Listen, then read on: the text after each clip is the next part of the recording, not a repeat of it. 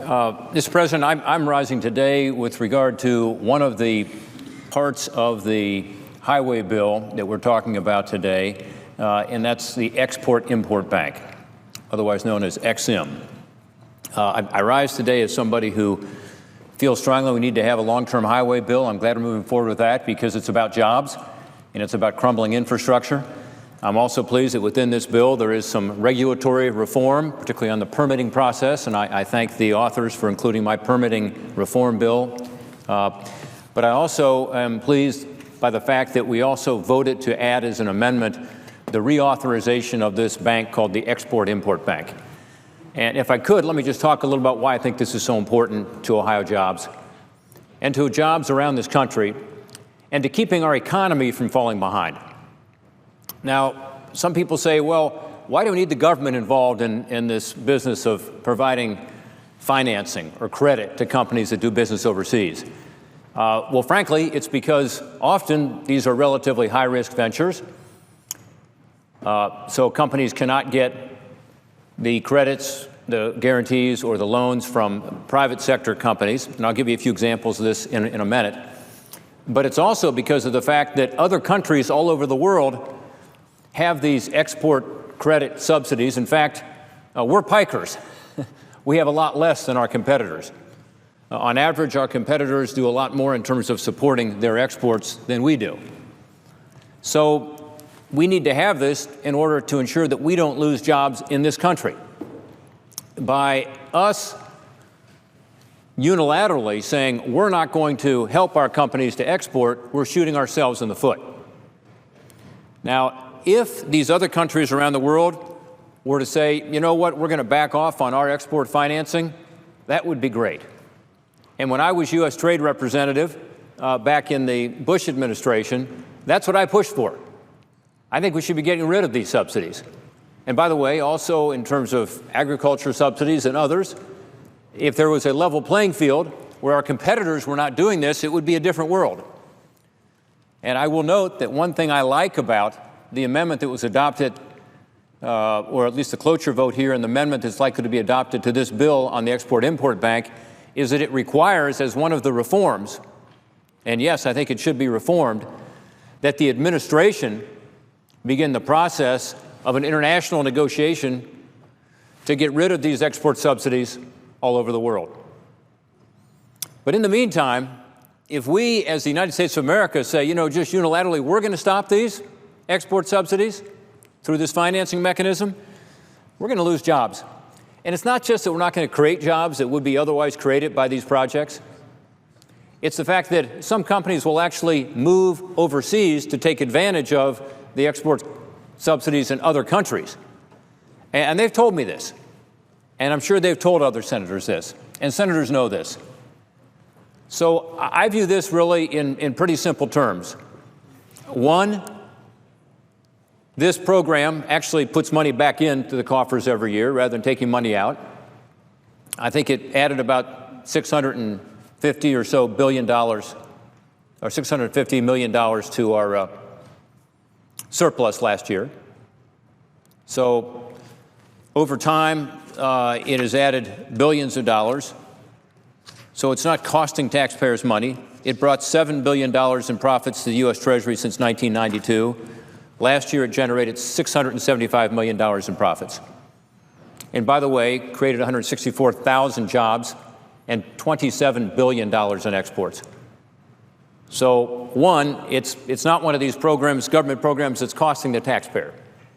Two, other countries are doing it, and if we don't do it, they'll continue to do it, and we'll lose out on jobs, on contracts.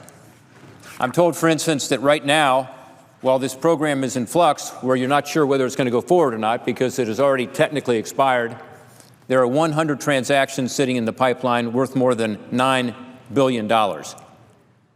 And those transactions won't go forward unless we take action.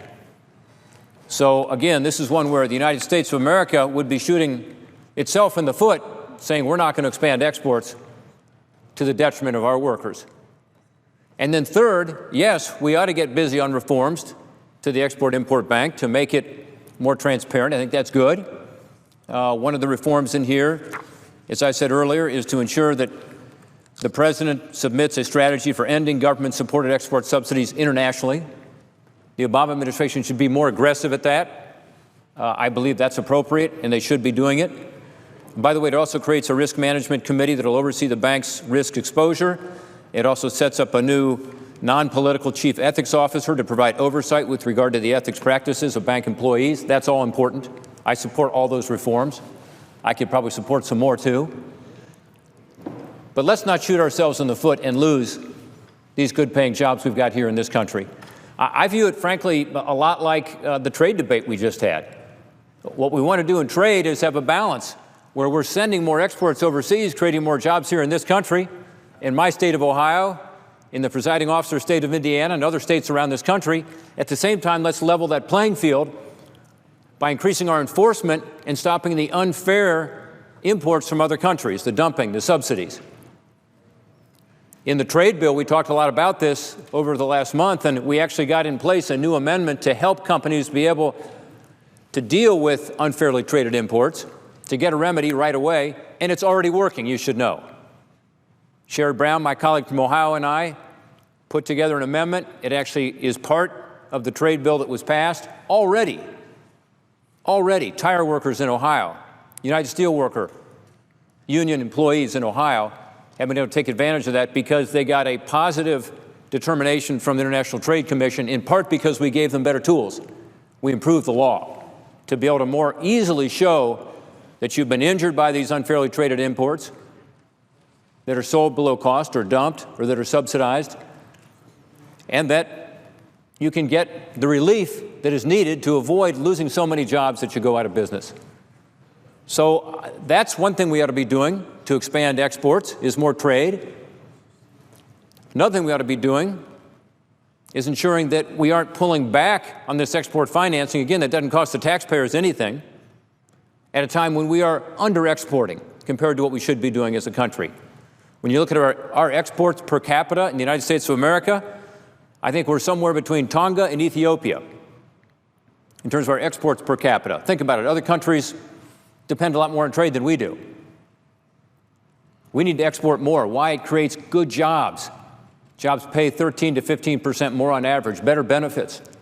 The last thing you want to do is to pull the rug out from under these exporters by saying you're going to change the law to make it even harder to export and put American workers at a disadvantage vis-a-vis the rest of the world. Same thing with regard to trade policy generally.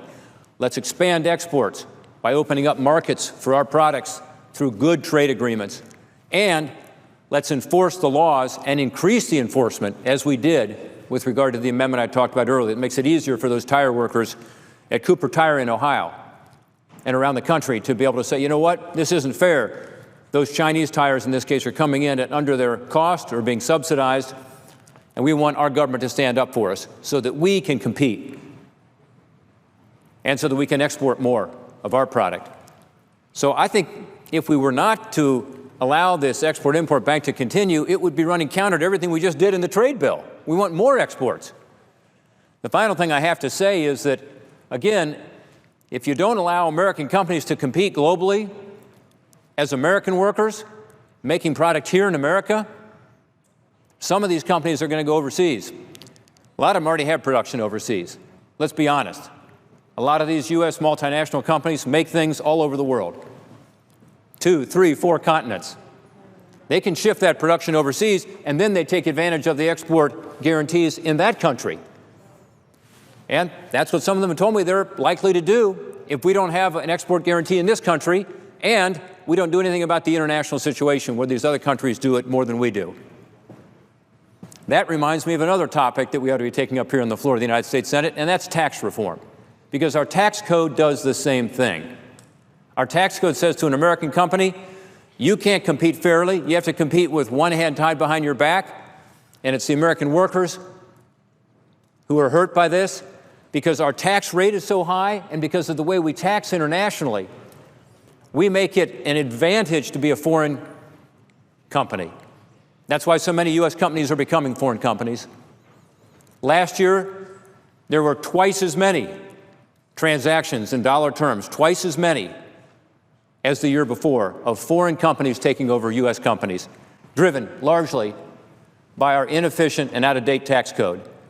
So if you combine all these, you combine what's going on with trade, you combine what's going on with our tax system, you certainly don't want to put our workers at a further disadvantage by pulling the rug out from under them with regard to this export financing. Yes, let's try to get the rest of the world to do the right thing.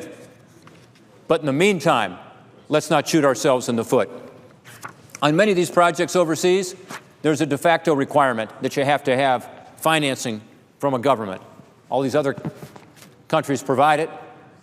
And so whether you're in Africa or Asia or some of these other emerging economies, what they say is, where's your financing? This is why, as I said, there are about 100 projects in limbo right now. Let me tell you about some of the companies in Ohio that benefit from this Export-Import Bank. Again, this bank that actually puts money back into the coffers every year. And I've talked to these companies, and I've talked to the workers on the line whose jobs are at stake because of what we're going to decide here in this body. One is U.S. Bridge. They're in Cambridge, Ohio. They've been manufacturing and building bridges in America and around the world for 81 years. They're quite a success story. Their global business depends on the financial guarantees of the Export-Import Bank. They can't compete in bidding for these projects around the world without it. Recently, they got a $100 million contract to build bridges in West Africa. But you know what? It was immediately put in jeopardy after they got it because Congress refused to move on the Ex-Im Bank, one way or the other. We just allowed it to expire without even voting on it. So that's one of those projects that's currently in limbo. They've got 150 employees in a very small county with high unemployment in eastern Ohio. If they get this job we talked about to build bridges in West Africa, they say they can add up to 50 new manufacturing workers with this one contract. That's a big deal for a family-owned company that's been a cornerstone of the eastern part of Ohio in a small town of Cambridge, 10,000 people. And ladies and gentlemen, that's 50 jobs right there in a small town in an area of Ohio that has high unemployment that are at stake if we don't move on Export-Import Bank. Let me tell you about McGregor Metalworking in Springfield, Ohio. I know a lot about McGregor because they're distant cousins of mine, the McGregor family. My family were the McCulloch family. They came to Springfield from Scotland. But the McGregors run a company that's, again, a staple of the community. They're pillars in the community. They've got skilled trade jobs. The workers there get good pay, good benefits. However, they're very concerned about what's going on with Ex-Im Bank. More than 60 workers at McGregor work directly on products that depend on Ex-Im financing. That's about 16% of McGregor's sales. They're not a big company, but they're a really important company to that community, to those workers, and to their family. So people who have stood up on this floor over the last couple of days and said, this is not about jobs, this is about jobs, folks. And this is not just about big businesses. Yes, it's about them, and that's important too. We want those jobs here as well. It's also about a lot of small businesses. I recently spoke to some of the workers at McGregor's. They told me there are a lot of manufacturing issues they just can't control. Their health care costs, which are going up. Obamacare has not helped. It's made it worse. In Ohio, they're told their costs are going to go up between 10 and 33% next year. That's what the insurance companies have told them. The price of steel goes up and down. Sometimes it's tough to get the skills to be able to compete and to get these jobs at a place like McGregor. Those are things that are out of their control, but this Ex-Im thing is something that they know we can control. And they're wondering why we're making it even more difficult, less predictable for them by not acting. Let me tell you about another small business. It's in Hamilton, Ohio. It's called KVAC. They employ 50 people. They manufacture commercial cleaning machines used to clean floors in schools and museums, stadiums, airports. They kind of are the modern-day mop and pail. With the help of Ex-Im, KVAC grew its international sales by 60% last year, exporting their commercial cleaning machines all over the world. But as we've heard repeatedly, this is another company that said they can't do that in the future if they don't get this financing from Ex-Im. So what will happen to these companies? Well, for a lot of these smaller companies, they'll just lose business and they'll lose jobs. They'll lose the jobs they already have, and they won't be able to gain the jobs we talked about today. For some of the bigger companies, they'll be okay. They'll move overseas. I'm frankly not worried about the companies. I'm worried about the workers in Ohio. American workers who working hard, playing by the rules, doing all the right things, and we're going to pull the rug out from under them. That doesn't make any sense to me. We need to stand up for these American workers, whether it's with regard to trade, whether it's with regard to taxes, as we talked about earlier. Washington is letting them down. We're not doing the basic things we ought to be doing to create the environment for success, to allow them to be able to compete and to win. Today, we've got the opportunity to stand with American workers. We've got the opportunity to move forward, yes, with regard to trade, knocking down barriers to our exports, making sure there's a more level playing field, including that amendment we talked about earlier that allows us now to bring trade cases and get results and help American workers. We've got to be sure that we do reform this tax code, because if we don't, more American companies and investments are going to go overseas. That's our job. We're letting the American worker down right now. I see Senator Schumer is here on the floor. Senator Schumer has been working on this international tax reform issue, and his point is a very simple one. We want the jobs and investment here. We're tired of seeing companies get taken over by foreign companies and move their jobs to those other countries. We saw this recently. A pharmaceutical company got bought by a foreign entity. By the way, the foreign company had just left America. They had inverted to another country. They then came back and started buying American companies. One-third of the workforce of that company that was bought by the foreign company is now gone. Raleigh, North Carolina to Canada. So these are things we can do. It's within our control here in this body for us to pass these kinds of bills. And with regard to XM, to ensure that we are not shooting ourselves in the foot and shooting American workers in the foot by taking away their opportunity to, yes, win these bids, to win these competitions, to build that bridge in West Africa, to send those cleaning supplies all over the world, to be able to ensure, with regard to McGregor Industries, that the parts that they put into those locomotive engines that get sent to developed countries and developing countries can continue to go. Our job here is not to make life harder for these workers and these small companies. It's to make it easier for them to compete and to win, so that we can begin to bring back not just more jobs, but better jobs. Over the last six years, we've seen wages flatten out and on average go down.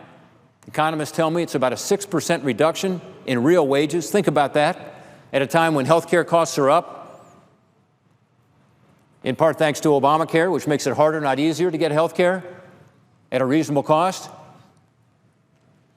Education costs are up. Electricity costs are going up, in part because of the regulations that the Obama administration is putting on the economy in my home state of Ohio and around the country. That's called the middle class squeeze. Wages flat and declining, expenses going up. That's what the people I represent are experiencing. Let's not make it more difficult for them. Let's stand up for American workers. Yes, let's tell the Obama administration, as this legislation does, you're required to put more pressure on the international community, other countries, to reduce their export subsidies, their guarantees, their credit agencies.